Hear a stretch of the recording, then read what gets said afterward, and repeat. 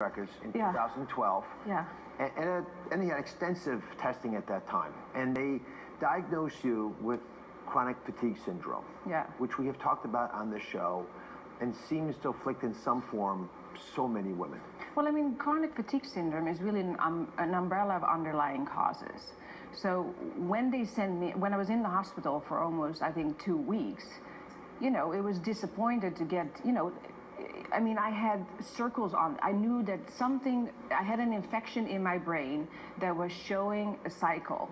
And I knew it because I lived it and I'd seen it for that whole year.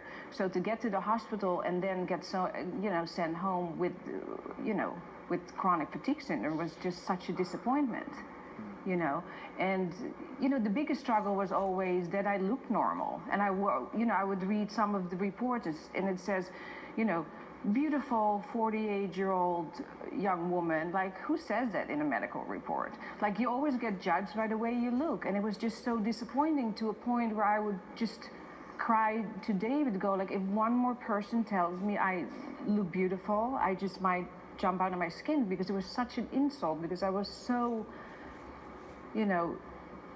so ill, like I had no brain function. I would just sit there and like lay in a fetus on the, on the table and have them check me so many times and do tests, and, they just couldn't figure it out.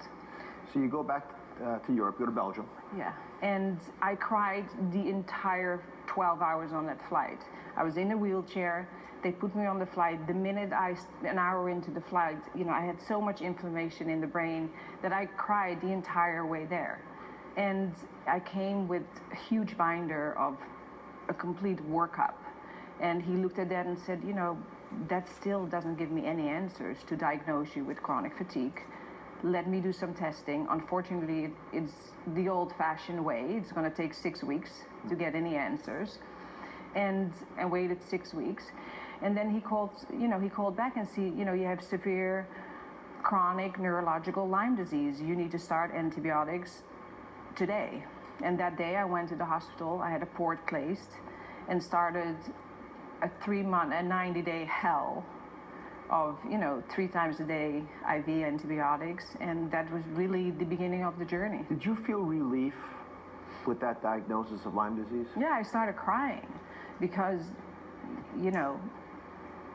people started insinuating that I was crazy in the head. You know what I mean? So finally getting that diagnosis was like, thank you, God. Like, I prayed every night, just somebody just understand this.